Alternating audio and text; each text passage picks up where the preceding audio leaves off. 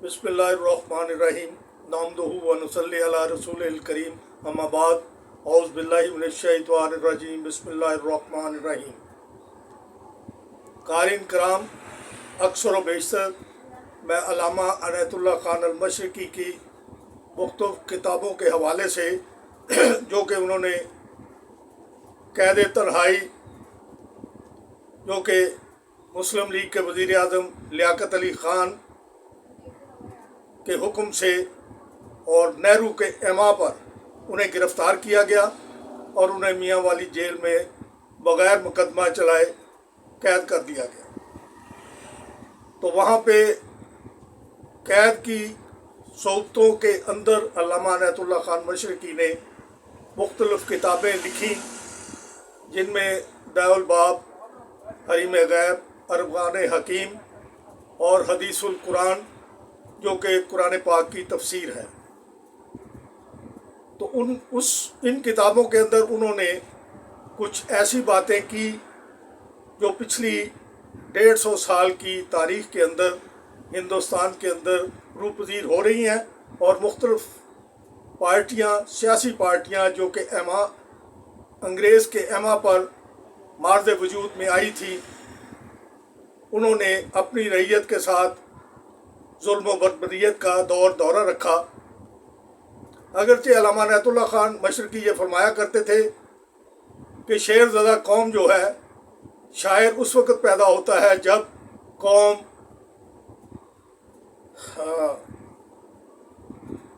बर्बादी की तरफ चल पड़ी होती है और शायर उसे मज़ीद सुलाने के लिए शेरों की ज़बान में उससे बात करता है। लेकिन अल्लामा अनायतुल्लाह खान मशरिकी ने कुरान पाक को सामने रखकर शेरों की ज़बान में मुसलमानों को दोबारा उठाने की कोशिश की है।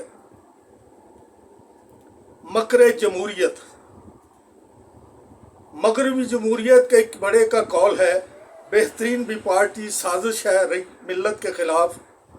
कौल साबित है ये उस मिल्लत का एक मुद्दत से जो मारे है ईजाद जमहूरियत आलम की लाफ, जिसका जमहूरी शऊर इतना मुसल्लम है कि लोग करते हैं इन बातों में आखिर को लंदन का तवाफ।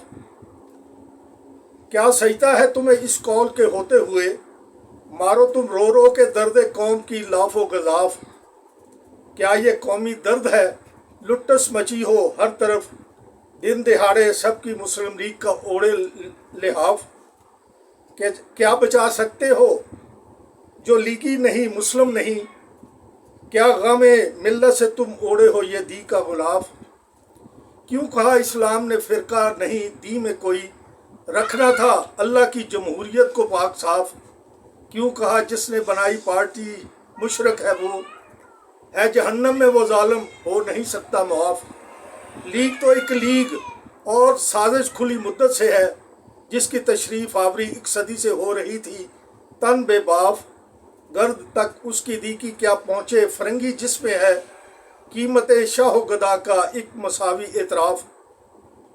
सब गदा ओ शह झुके एक सफ़ में, दिन में 5 वक्त, क्या नहीं है सारी दुनिया की सियासत की ये नाफ। या तो कीमत शह की उसकी जेब के पैसों से है, कट गई गोया वो जड़ ही थी जो राज़े एतलाफ। तन हो या कीमत तो नामुमकिन हुकूमत शह की हो, मगरबी जमहूरियत के मकर का ये इंकशाफ। ए कि तू है मांदाए जोरे गनी, आज तुझको दूं नुस्खाए अक्सीर, वो है अगनिया से इनहराफ। नान है क्या 2 हुकूमत जब गदा कसरत में हो, तो क्या लाया है कम्युनिज़म का ये मकरे ख्वाफ। मुस्तफ़ा का दीन बशर की आखिरी उम्मीद है, एक हल दुनिया की हर मुश्किल का है बेशैन उकाफ। लीग गुमराही, स्टालिन मकर, यूरोप एक दगल, कह दो सब दुनिया को ये मेरी तरफ से ला अखाफ।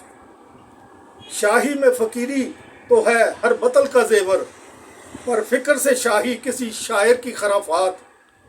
हो फ़िक्र से हासिल जो शही वहम बशर है, हर कसब की असबाब से लाजम है मवालात। नेकी जो ना हो नक़्द में दुनिया के बदी है, वो आखिरत एक लव जो दुनिया की नहीं बात, जिस दीन से दुनिया है वो है इल्म पे मुबनी, वरना वो है जाहिल की मज़ाहात व फ़क़ाहात। अल्लामा रहमतुल्लाह खान मशरिकी ने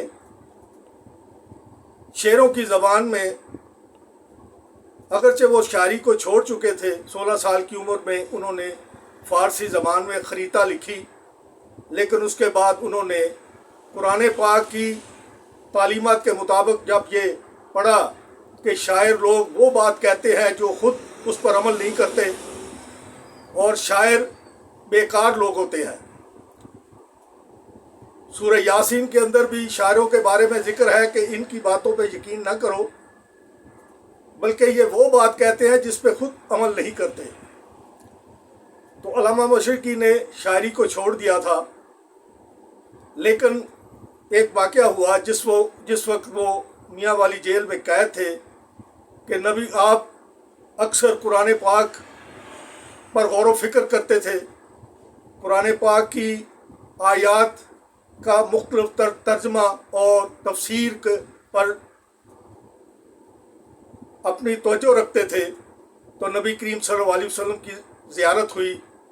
नबी करीम सल्लल्लाहु अलैहि वसल्लम जब तशरीफ़ लाए तो अनायतुल्लाह खान अल-मशरिकी फरमाते हैं कि मैं खामोश उन्हें बाअदब देख रहा था और उनकी तरफ से मुझे ये हुक्म मिला कि अनायतुल्लाह, ये कौम शेर ज़दा है, शेरों में गर्क हुई है। ये सुनाने वाले शेरों को के शेर पढ़ पढ़ कर खुद सो गई, लेकिन तुम जगाने के लिए कुरान से अखज़ किए हुए अल्फाज की बुनियाद पर शेर ज़दा कौम को शेरों की ज़बान में गुफ्तगू करो, शायद इनकी किस्मत बदल जाए। लेकिन कौम ज़िल्लत व मस्कनत की गहराइयों में इतनी गर्क हो चुकी थी कि उसे इसकी समझ ही ना आई कि अनायतुल्लाह खान मशरिकी कहाँ की बात कर रहा है। अनायतुल्लाह खान अल-मशरिकी ने सारी उम्र, अंग्रेज़ के दौर में उनकी 7 साल जेल है और ये मौसम लीगियों के दौर में 9 साल जेल काटी।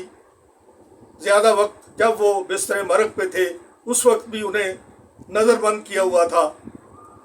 और अल्लामा रहमतुल्लाह खान मशरिकी से किसी ने यह सवाल किया कि अल्लामा साहब, आपकी क्या ख्वाहिश है? उन्होंने फरमाया कि मुझे अल्लाह की तरफ से जो पैगाम मिला था मैंने कौम को दे दिया है, मैंने अपना काम पूरा कर लिया है। उसने फिर से सवाल किया कि आपकी कोई आखिरी ख्वाहिश? तो अल्लामा फरमाने लगे कि मेरी आखिरी ख्वाहिश ये थी कि दिल्ली के लाल किला पर इस्लामी हलाली परचम लहरा रहा हो और मेरा नीचे से जनाजा गुजरा हो। ये थे उस अजीम मुफक्कर, उस अजीम कायद जिसे ना तो गरज थी कि वो मुल्क का वज़ीर आज़म बने, ना तो गरज थी कि वो सदर बने, ना तो ये गरज थी कि वो गवर्नर जनरल बने, बल्कि वो तो इन ओहदों को ठुकरा कर मुसलमानों को मुनज़्ज़म करने के लिए 1931 में उसने खाकसार तारीख शुरू की। तज़किरा लिखा 1920 से लेकर 1924 तक, दुनिया में उसे लोगों को पढ़ने के लिए दिया, लेकिन हर तरफ से तारीफ बड़ी हुई, वाह वाह बड़ी हुई। अल्लामा ने खुद ही लिखा है कि मैंने तज़किरा लिखा था कि शायद मुसलमान कौम ये समझ जाए कि इस्लाम के आने की गर्ज़ व गायत क्या है। अल्लाह रब्बुल इज़्ज़त ने नबी करीम सल्लल्लाहु अलैहि वसल्लम को इस दुनिया में भेजने का मकसद क्या था, आपके आखिरी नबी होने का मकसद क्या था, खातमुन नबीयीन होने का मकसद क्या था कि मुसलमान कौम को मजबूत किया जाए, मुसलमान कौम को मुनज़्ज़म किया जाए, मुसलमान कौम के अंदर 5 अरकान के ज़रिए से ऐसा जज्बा पैदा कर दिया जाए कि मुसलमान एक शीशा फैलाई हुई दीवार बन जाए। लेकिन मुसलमान कौम कहाँ ये बात समझती थी, उसे तो लोरियां दे दे के सुलाया गया था और ये नारे दिए गए थे कि पाकिस्तान का मतलब क्या, ला इलाहा इल्लल्लाह, पाकिस्तान बट हिंदुस्तान बट के रहेगा, पाकिस्तान बन के रहेगा, नेहरू की टोपी से बनेगा, गांधी की धोती से बनेगा। और दूसरी तरफ हिंदू और सिख अपनी पूरी तैयारी में थे कि जब वक्त आएगा तो हम मुसलमानों को गाजर मूली की तरह काटेंगे। ये इस तरफ नारे लगाए जा रहे थे। اور میں اس بات سے بھی حیران ہوں کہ جب میں کالج میں پڑھتا تھا، گورنمنٹ کالج کے اندر، تو میں نے لائبریری سے ایک کتاب لی، خاک اور خون، جو نسیم حجازی کی لکھی ہوئی تھی۔ اس کے اندر اگرچہ وہ ناول ہے لیکن مختلف تاریخی حالات و واقعات بھی لکھے گئے ہیں، جس میں وہ ایک جگہ پہ لکھتا ہے کہ مسلمان کے جو یہ 5 ضلع ریڈ کلف کی بدمعاشی سے، انگریز کی بدمعاشی سے اور ہندو کی عیاری سے اور ہمارے لیڈران کی سست روی سے، انہوں نے یہ نہ سوچا کہ اگر یہ تقسیم ہوگا ہندوستان تو یہ 5 ضلعوں کو ہم تقسیم کیوں کرے، پنجاب کی تقسیم کیوں کرے، بنگال کی تقسیم کیوں کرے، لیکن انہیں تو ڈٹائی تھی کہ ہمیں صرف حکومت مل جائے، ہمیں اقتدار مل جائے، مسلمان اگر گاجر مولی کی طرح کٹتے ہیں تو کٹیں، ہمیں کیا غرض ہے۔ تو اس میں وہ نسیم حجازی ایک جگہ پہ لکھتا ہے کہ سکھوں کا ایک تھانے دار تھا کسی علاقے میں، وہ گرداسپور تھا یا امرتسر تھا یا جلندھر تھا یا ہوشیارپور تھا، تو وہ اپنے بندوں کو تیاری کرا رہا تھا کہ جب وقت آئے گا یہ 5 ضلع جو ہیں ریڈ کلف کی بے ایمانی کی وجہ سے ہم نے اپنی طرف ڈال لینے ہیں، اور مسلمان وہاں پہ بے فکری میں بیٹھے ہوئے تھے کہ یہ پاکستان میں شامل ہو گئے، لیکن پتہ جب لگا کہ یہ علاقے ہندوستان میں شامل ہو گئے ہیں تو وہ بے یارو مددگار بیچارے ہندوستان میں ہندوؤں اور سکھوں کے رحم و کرم پر تھے، اور یہ ایک سوچی سمجھی اسکیم تھی کہ مسلمانوں کو یہاں پر ذلت و مسکنت کی زندگی گزارنے پر مجبور کیا جائے، یا وہ یہاں سے نقل مکانی کر کے کسی ایسی طرف چلا جائے جہاں پہ اس کو پناہ ہے۔ لیکن مسلمان قوم کبھی بھی شکست تسلیم نہیں کرتی، مسلمان کبھی نہیں بھاگتا، لیکن ہوا یہی کہ اپنے لیڈروں کی کم فہمی کی وجہ سے مسلمانوں کو ہندوستان سے بھاگنا پڑا۔ مسلمان کبھی بھی نہیں نہ بھاگتا تھا، بھاگنا تو مسلمان کی فہرست میں شامل نہیں ہے، مسلمان یا تو غازی ہوتا ہے یا شہید ہوتا ہے، تیسری بات اس کے پاس کوئی آپشن نہیں ہے۔ لیکن لیڈروں نے اتنا انہیں ڈرا دیا تھا کہ ہندو اکثریت میں ہے، ہم مارے جائیں گے، ہم قتل ہو جائیں گے، بھاگو یہاں سے۔ لیکن وہ یہ بات بھول گئے تھے کہ مسلمان ہمیشہ ہی اقلیت میں ہو کر اکثریت پر بھاری آیا کرتا ہے، صرف فرق یہ تھا، کمی یہ تھی کہ مسلمان اپنے کریکٹر سے پیچھے ہٹ چکا تھا، مسلمانی کے کریکٹر سے پیچھے ہٹ چکا تھا۔ مسلمان کے اندر انگریز کی نقل کرنا یہ ترا امتیاز تھا، لیکن مسلمانوں کو متحد کرنا، مسلمانوں کے لیے کسی علاقے کو فتح کرنا، مسلمانوں کے لیے، اسلام کے لیے، اللہ کی خوشنودی حاصل کرنے کے لیے، جو اتنا بڑا ہندوستان جہاں پہ 1045 سال مسلمانوں نے حکومت کی تھی، لیکن 47 میں مسلمان کو وہاں سے دم دبا کر بھاگنا پڑا، جہاں پہ ہمارے بزرگوں کی قبریں تھیں، ہمارے بزرگان دین نے جہاں پہ اسلام بڑی محنت اور مشقت سے پھیلایا تھا، اس ہندوستان کو چھوڑ کر ہم پاکستان کی طرف بھاگ آئے، اور یہی ہماری بدقسمتی تھی۔ علامہ عنایت اللہ خان تقسیم کے خلاف نہیں تھے، بلکہ وہ تقسیم کے طریقہ کار کے خلاف تھے۔ ان کا ورژن یہ تھا کہ مسلمان کی آبادی 46 کی مردم شماری میں 10 کروڑ ہے، خالص ہندو کی آبادی ہندوستان کے اندر 20 کروڑ ہے، اور 10 کروڑ دوسری قومیں ہیں۔ تو ہندوستان کے اگر 4 حصے کر دیے جائیں تو ایک حصہ پاکستان کا، 2 حصے ہندوستان کے، اور تیسرا حصہ وہ تیسری جو قومیں تھیں، اچھوت تھے، سکھ تھے، یا اور بھی ہندوستان کے اندر جو لوگ آباد تھے ان کے لیے۔ لیکن ہوا کیا کہ ہمیں ملا ہندوستان کا 10واں حصہ۔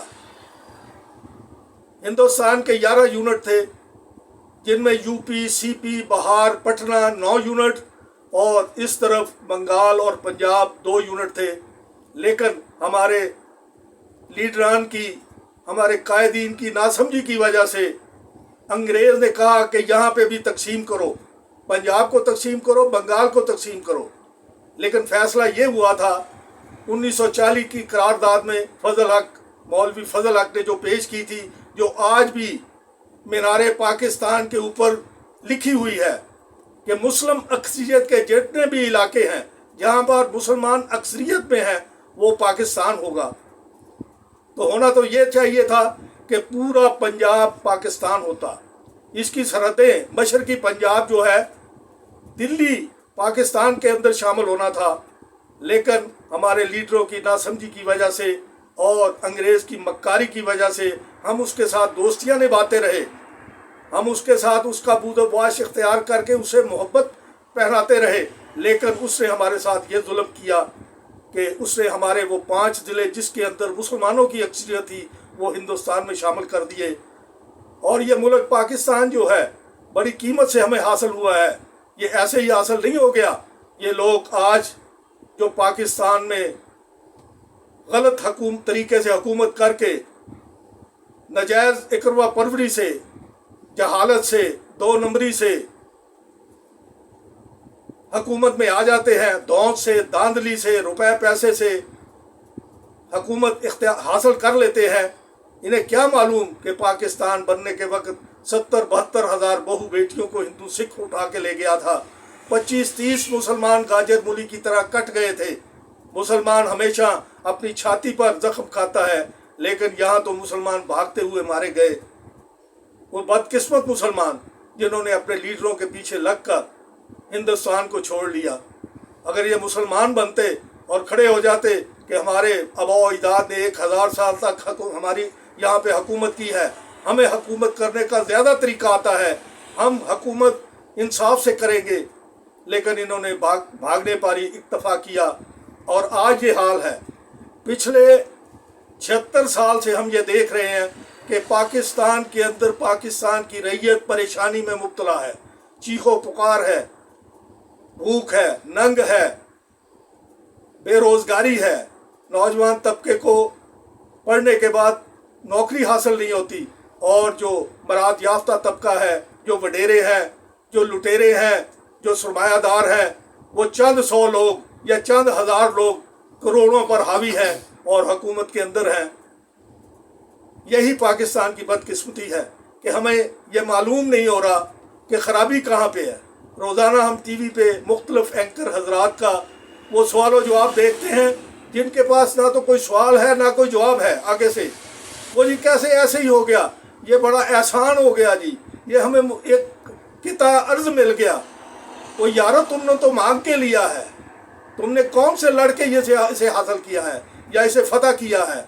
मुसलमान पहले जंग करता है, कुर्बानी देता है, फिर मुल्क मिलते हैं। यहाँ पर तो मुल्क मिलने के बाद कुर्बानी शुरू हो गई। ये अजीब हमारी तकसीम थी, ये हमारा अजीब तरीका कार था जिसके अंदर हम बहकर हम आज तक ज़लील व ख्वार हो रहे हैं। और लोगों को ये समझ ना आई कि 1942 के अंदर अमेरिका ने हिंदुस्तान में अपनी फ़ौजें उतार दी थी। लीडरों को ये समझ ना आया कि अमेरिका यहाँ पे अपनी फ़ौजों को क्यों उतार रहा है, क्योंकि 1939 में जब दूसरी जंग अजीम शुरू हुई थी तो 42 तक अमेरिका बरतानिया को और पूरे यूरोप को पैसा दे रहा था जंग लड़ने के लिए। वो जंग में शामिल नहीं था, बल्कि वो एक सरमायादार साहूकार बनकर इंग्लिस्तान को और यूरोप के दूसरे मुल्कों को अपना मकरूज कर रहा था। और जब उसने देखा कि यूरोप भी जर्मन से जंग हार रहा है, उसे मार पड़ रही है, उसने कहा कि मेरा पैसा कैसे वापस मिलेगा। तो बरतानिया ने उस वक़्त, आज लोगों को ये समझ आ जानी चाहिए कि आज हम अमेरिका के ग़ुलाम क्यों हैं, हम मजबूर क्यों हैं, हमारे अदारे उसके मजबूर क्यों हैं। ये उस वक़्त ये फैसला हो गया था कि बरतानिया यहाँ से चला जाएगा और उसने उस कर्ज़े के जो उसने अमेरिका का पैसा देना था हिंदुस्तान को अमेरिका के हाथ भेज दिया था। और इसी वजह से 1942 में अमेरिका ने अपनी फ़ौजें हिंदुस्तान में उतार दी थी। और उस वक्त के लीडरों ने, बड़े बड़े लीडरों ने, अल्लामा मशरी का एक बयान आया था 1942 में कि मुझे समझ नहीं आती कि हिंदुस्तान के लीडर, मुसलमानों के लीडर और हिंदुओं के लीडर इस बात पे एतराज़ क्यों नहीं करते कि हिंदुस्तान के अंदर अमेरिका अपनी फ़ौजें क्यों उतार रहा है। ये सवाल था मशरकी का, लेकिन मशरकी की कोई बात सुन नहीं रहा था, बल्कि वो तो दूसरे जो लीडर थे जो लेके रहेंगे, दे के रहेंगे, ये करेंगे, वो करेंगे, नारे मारते थे, दावे करते थे, लेकिन हुआ कुछ नहीं, जिसकी वजह से आज तक हम बेबसी के आलम में पाकिस्तान के अंदर, और हिंदुस्तान की जो रैयत है, हिंदुस्तान के जो लोग हैं, वो भी कसम पुष्टी के आलम में ज़िंदगी गुजार रहे हैं। कांग्रेस से वहाँ पर बड़े जुल्म किए, मुसलमानों का कत्लेआम किया। आज 25 करोड़ मुसलमान हिंदुस्तान के अंदर बेसरो सामानगी की हालत में ज़िंदगी गुजार रहा है। और मुसलमान, मैं ये देखता हूँ टीवी के अंदर कि फलाने इलाके में मुसलमान आगे भाग रहे हैं और हिंदू से मार रहे हैं। और मैं सोचता हूँ, मेरा छोटा सा दिमाग ये सोचता है, आज मेरी 72 साल उम्र है, कि भाग क्यों रहे हैं? मार तो उन्होंने भागते हुए को भी देना है, तो खड़े क्यों नहीं हो जाते? खड़े हो जाए, तुम्हारे पास एक लाठी भी नहीं है, एक कुहाड़ी भी नहीं है, कोई चाकू भी नहीं है, खड़े हो जाओ। एक बंदे को तो तुम पकड़ लोगे, अगर बाकी तुम्हें मार भी देंगे तो तुम शहीद हो जाओगे, भागते हुए मारे जाओगे तो कत्ल होगे। लेकिन मुसलमान को ये बात समझ नहीं आ रही, और मुसलमान भागे जा रहा है, मुसलमान भागे जा रहा है, और मुसलमान का दुश्मन उसे मार रहा है, और मुसलमान ये कह रहा है अल्लाह खैर करेगा, अल्लाह खैर करेगा, अल्लाह खैर करेगा। जैसे यहूदी गाय का इंतज़ार कर रहे हैं, हम मेहदी अलैहिस्सलाम का इंतज़ार कर रहे हैं कि वो आएंगे, हम हमारे लिए लड़ेंगे। और हमने कुछ नहीं करना, हमने हाथ पे हाथ रख कर बैठ कर सिर्फ तस्बीहें करनी है और दुआएं मांगनी है, या अल्लाह हमारी मदद कर, या अल्लाह हमारी मदद कर। लेकिन अल्लाह रूए तनों का, गाजियों का, सूरमाओं का, अल्लाह पुख्ता कुशाओं का, अल्लाह उनका जिन जो मैदान दगा में दन दन आते हैं, अजल की छातियों पर मूंग डलना जिनको आते हैं। खुदा अपना सकेंगे तुमसे बहुते सख्त मुश्किल है, ये लैला की मंजिल, यहाँ शर्ते जनू अव्वल, ये लैला की मंजिल है। तुम्हारा एक भांडा फूटने से किस्मतें फूटी, खुदा के रूठ जाने से खुदा की नेमतें छूटी। हकूमत यूं हुई रुखसत, तजम्मल यूं हुआ राही, यका यक आप ही से आप उड़ गए ताजे शहनशाही। मकाफाते अमल थी तुम कहोगे इनकलाब आया, खुदा के ही न तुम ठहरे, खुदा से भी जवाब आया। जाओ, तुमने मेरी बात नहीं मानी, मेरे रसूल की बात नहीं मानी, तुम सिर्फ इश्क रसूल में मुब्तला हो, चूमने चाटने पे मुब्तला हो, लेकिन जो अल्लाह और अल्लाह का रसूल कहता है उस रास्ते पे चलने के लिए तैयार नहीं हो। इस दुनिया में गालिब आना खून से खेल है। जो कौम जिस वक्त तक खेलती है गालिब है, जब कौमें ये सबक भूल जाती हैं वो मगलूब हो जाती हैं।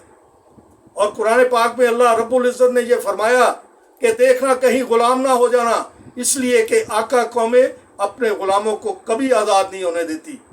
और ये गुलामी की ज़िंदगी मुसलमान जो गुजार रहे हैं बज़ाहिर आज़ाद हैं, लेकिन अंदर से ये गुलाम है।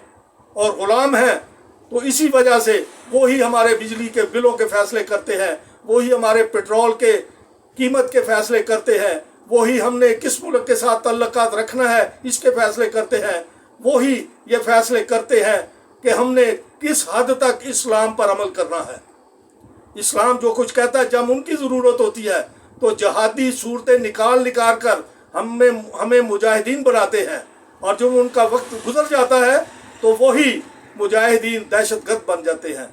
मुसलमान कौम को ये समझना चाहिए, आज वक्त है, आज अगर समझ जाएंगे तो अल्लाह भी मदद करेगा, अगर ना समझे तो हिंदू नतवा का ये दावा है कि हिंदुस्तान हिंदुओं का है, हिंदुस्तान में जिसने रहना है वो हिंदू बनकर रहे, नहीं तो वहाँ से अगर वो मुसलमान है वहाँ चले जाए जहाँ पे मुसलमान है। तो इस वक्त से बचने के लिए कौम से अल्लामा अनायतुल्लाह खान मशरकी ने 56 में कहा था कि एक तरफ अटक का दरिया होगा, दूसरी तरफ चीन की सरहदें होंगी, तुम अगर भागना चाहोगे तो तुम्हें कहीं राजाए पनाह मिलेगी। और मुसलमानों, कभी भी फौजें किसी बुज़दिल हुकूमत का, रियाया का, आवाम की हिफाजत नहीं कर सकती जब तक वो आवाम रियाया अपने अंदर ये कैपेसिटी न रखती हो कि मैंने लड़ना है, मैंने अल्लाह और अल्लाह के रसूल के तहत अपनी ज़िंदगी गुजारनी है और जहाद में शामिल होना है, मरना पड़ेगा अल्लाह की राह में, तो अपने बच्चों को, खुद को हाजिर करना है। ये नहीं, माएँ पहले अपने खामदों को, अपने बेटों को तैयार करके भेजा करती थी, आज माएँ कमरों के अंदर, कोठियों के अंदर अपने बच्चों को छुपाती हैं। क्रश इंडिया लिखा होता है اور بھاگ رہے ہوتے ہیں دوسری اپوزٹ سائڈ پہ. تو یہ لامہ فکریہ ہے، سوچنے کا مقام ہے. میں نے عرض کر دی ہے. اللہ تمام کو ہدایت دے، مجھے بھی ہدایت دے، میرے اندر بھی جو خوف ہے اسے نکالے، اور اللہ کے رسول کے راستے پہ چلنے کے لیے سر پر کفن باندھ کر ہم اسلام اور اسلام کی عزت و ناموس کے لیے میدان عمل میں نکلیں. خدا حافظ.